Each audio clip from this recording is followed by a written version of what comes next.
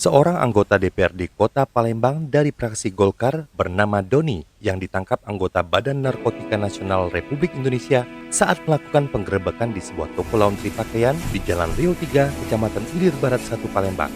Anggota DPRD Kota Palembang tersebut ditangkap bersama istri dan 4 rekannya usai mendapat kiriman narkoba dari Aceh.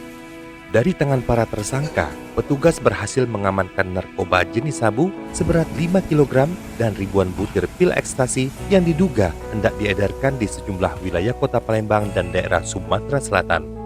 Menurut keterangan Kepala BNNP Sumsel, tertangkapnya para tersangka berawal dari tertangkapnya seorang bandar jaringan lintas provinsi yang hendak menyelundupkan narkoba melalui jalur darat menggunakan bus akap.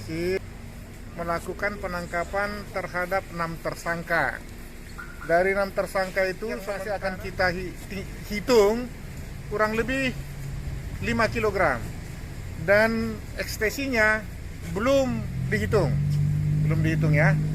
Jadi salah satu diantaranya ada oknum anggota DPRD Kota Palembang yang namanya D. Begitu.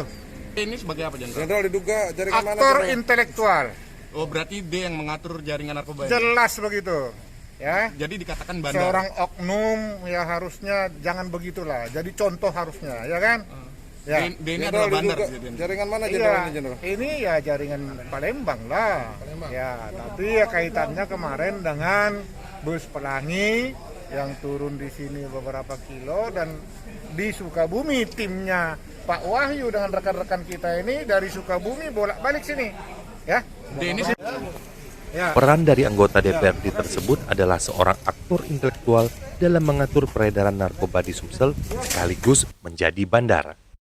Selanjutnya, ke-6 tersangka akan dibawa ke BNN RI di Jakarta untuk dilakukan pengembangan.